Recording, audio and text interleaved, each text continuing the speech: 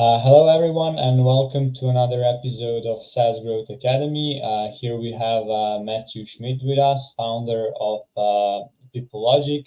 Matthew, can you tell us a bit more about your business and how did you start it? Yeah, thanks Alexa for having me. And yeah, Peoplelogic is a people process and technology intelligence platform, and we help you really begin to understand the ROI of the investments that you're making in your tools, your processes, the people changes, and begin to help drive effective change within your organization. And Peoplelogic came out of my experiences building my last company, D Zone, and Answer Hub, and through that, we learned that companies have a ton of data that they use every day, but can't make effective use of it because it's trapped in individual systems and silos. And BI tools just don't give access to those types of tools. And it takes a lot of analysis and a lot of data science to be able to turn those into something interesting. And so uh, we started by building connectors into those different tools, and because we were developers, and so being developers, we thought that starting there would be a great idea, and really started with trying to understand, how do we build a great employee experience through data for our customers and help them understand their people better. Yeah, so you come from a developer background, Hmm. Yes. and this is your third business, right? As you said. Yeah, probably third official business. I believe I started back in the mid '90s with being building websites for people and doing things like that. So, this is certainly my third official one. Okay, and when did you start your current business, Peoplelogic? Yeah, so I think we put the first code down in late 2019, and we ultimately built our first MVP and shipped it around I would say the beginning of March of 2020. Yeah, and so far, how's it going? How big is your team? How many clients do you have? Yeah, so it's been an interesting journey over the last 4 years. We've as with most startups, you iterate and you pivot and you continue as you try to find product market fit. And with PeopleLogic, we're building something that people haven't really experienced before, and so creating a category around this type of intelligence and being able to help companies understand how it can be used, why it should be used, and how to get the most value out of it has been a big part of the journey. And so I think today we're really starting to hit some traction, and we have over 1,200 different companies using our tools. We've got many of those were early freemium users as we were really trying to get the word out, and now are beginning to get focused on the attracting paying customers, getting them to stay, and showing them value across the different suite of tools that we have.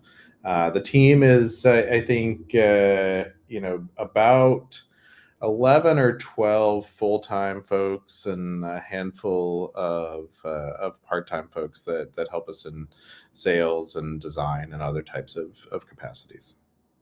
Yeah, and you mentioned getting to the product market fit.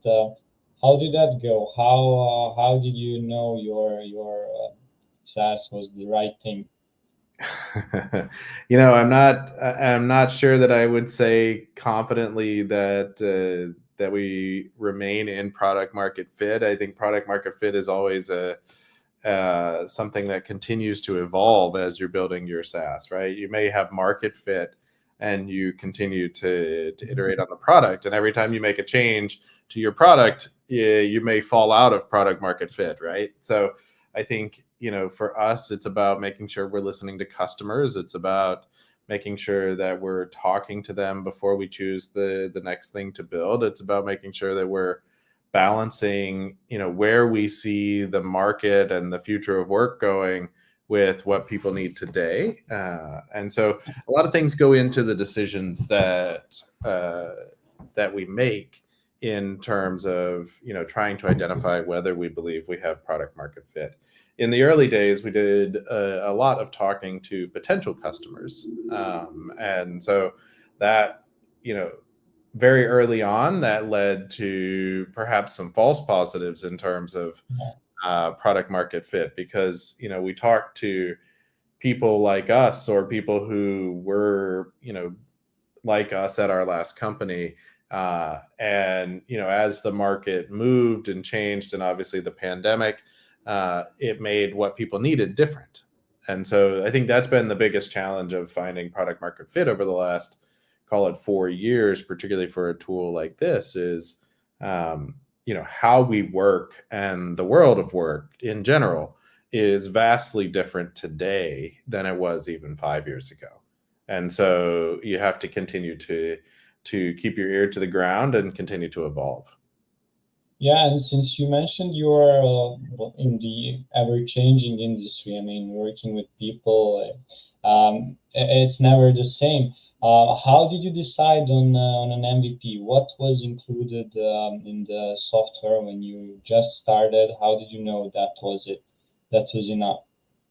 Yeah, so I think we knew that it was enough because we weren't quite satisfied with everything, right?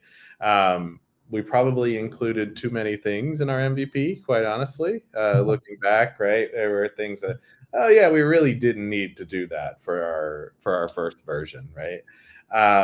And so that's usually the MVP is ready when it's got just enough rough edges that you're not satisfied, but you start to reach a point of diminishing returns over whether or not you're getting enough feedback, right? And so I think for us, it's about getting to far enough along that that if you continue to go any further without hearing from actual customers or trying to get someone to pay for it, that you're just that then it's time to ship. Yeah, so you validated the idea with the people you previously worked with. You had the MVP. You committed to the idea, and when you started, what was your best performing marketing channel, and did it change over time? That's a great one. Early on, we started with heavily SEO oriented, and promoting ourselves on Reddit through just organic and growth hacking kind of methods, right? We did a lot of social media posting organically. I think really over the long run, organic search traffic has really probably been the best performing, along with our personal networks, right? And being able to talk to people who we meet and we know, and we talk to them about what they're doing and their referrals to potential customers. We still are experimenting with paid lead generation and demand generation, and we're starting to see some early fruits of that. Although, to date, it hasn't been ROI positive. Yeah, and you're the first person in our podcast, in our weekly series, that mentioned Reddit as one channel of growth. Can you tell us more about that? Yeah, that was, and certainly that was 4 years ago. So, when we leveraged that heavily, but, one of the things that we view is that community happens everywhere. It's very hard to own that. And so through participating in different subreddits and commenting on different threads there, we were able to link back to our site, which then drove strong SEO, right? And so very above board, very focused on providing value and expertise, and that was really at the heart of it, was publishing our view on things and publishing how our software solution solves these problems for people. and then driving them back towards the site. Yeah, I definitely see people using that strategy. I mean, that's an interesting one. I mean, not many companies decide on that move. And since you mentioned previously your number of your paying customers that use some part of your software, what was the biggest challenge in getting from 0 to 1,000 clients? Yeah, I mean the biggest thing with, for us it was slightly different in that, we have early traction through a freemium product, right? And as we've evolved from, having a freemium to a free trial to, you know, working to gather enterprise customers, um, really the hardest challenge is getting people to pay attention to you, right? In a space where, or just in a general, for us, it's in an HR space for a lot of it. It's, getting people to be comfortable with what you're doing and understanding that they should be trying this new thing, and breaking through the noise of everything else that's happening, right? Whether it's the, because of the changing dynamics in the workplace, or because of geopolitical things, or, even, the fact that we're looking at our government shutting down, right? Like these are different, all these challenges distract people and from paying attention to what you want them to pay attention to, which is, hey, come try our software, right? And so then it's, we did it in a very non-scalable way. Everybody that signed up, we reached out and we tried to have a conversation with them. And from that, we got a lot of valuable learnings to be able to improve the product. Yeah, well, definitely seems like a lot of work in the beginning, but it definitely paid off. And since said you started with a premium business model and later moved away from it, did you fight churn when you did that, and how did you manage it? How do you manage churn nowadays? Yeah. So, I'm a big believer in, once you have made a commitment to somebody, that you stick to it. Right. So everybody that has been on our free version remains on our free version and will for forever. Right. We don't tend to try to retroactively push people into paying. Now, we try certainly to convince people and to incentivize people to move to a version that provides them a lot more value, right? And so, the older version is somewhat sort of stuck in time. Well, for us it's about, okay, here are the amazing things that we're building, and here's how you can take advantage of those. Yeah, yeah. And what do you think made your SaaS a success? Success is an ever-changing thing, and so right now I feel like we're moving along, and it is seeing some measure of success. Ultimately, success is whether or not we're providing value to people, and so if our customers, if our users, if their employees are all finding value from the thing that we're building, then ultimately we will be successful, right? And so it is, yes, it's nice to, for our business to be generating revenue and to return money to the team and our shareholders, but it can only do that if we actually deliver value to our customers. Yeah, yeah. I mean, that's a nice definition of success, definitely. And if you were to start all over again from zero, what would you do differently than you did right now? Or would you even change anything? Oh, starting over, wow. We've sort of been all in on this one for a while. I think if I was starting over, I probably would pick a simpler MVP. I would probably narrow it down into something much simpler and then build from there, based on what people felt like we needed. I think that would probably have simplified some of the process that we went through. Yeah, besides that, nothing. No, I think that, the other way that we went through it, and this is having been through this process a couple of times.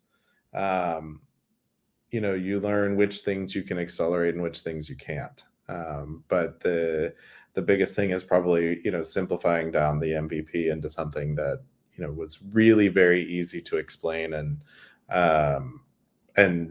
really driving home the value through that one thing, and then expanding from that.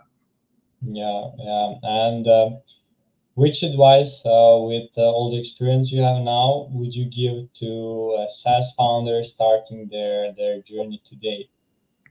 Yeah, that's a great question. So, what I see a lot more of these days is founders who are, trying to put as little time as possible into lots of different things, right?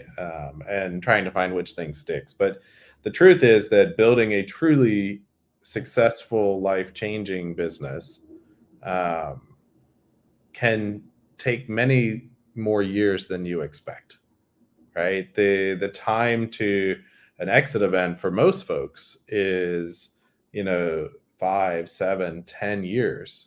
My last business took us, I think, 15 or 16 to get to an exit. But unless you're one of those very rare, like, oh yes, we built this business and we're WhatsApp, and it Yeah, had this massive growth and turned into an exit in 1 year.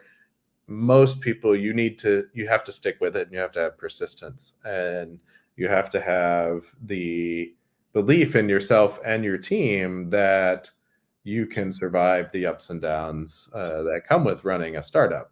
And through that, ultimately, you can deliver value to the customers and get to a very successful exit, right? Along the way, there's lots of ups and downs and turns, and even within the same day that you have to navigate. But my advice is, if you're able, stick with it, right? Stick to it. If you truly believe in what you're building and what you're trying to achieve in this world, stick with it. yeah. And would you say I'm interested a bit in your developer background, and do you think that helped you like really, or just like for a small bit? Uh, you know, it it's one of those things where I think it certainly helped in the beginning, and being able to get an MVP off the ground and understand what it looks like to build things. You know, over the long run, I don't necessarily know whether that helps me be a better CEO or be able to be a better leader. I think you have to continue to grow and evolve and teach yourself new skills. And certainly it helps me understand how to solve problems better. But you still have a ton of learning that you have to go through to be able to uh, you know be the best leader that you can be. Yeah. That would be it, Matt, from the questions. Thank you once again very much for participating in our SaaS Growth Academy interviews and newsletters. So, yeah, I hope everyone can learn something from this, just as I did, and it was really a pleasure having you here. Thank you, Alexa. I appreciate you having me.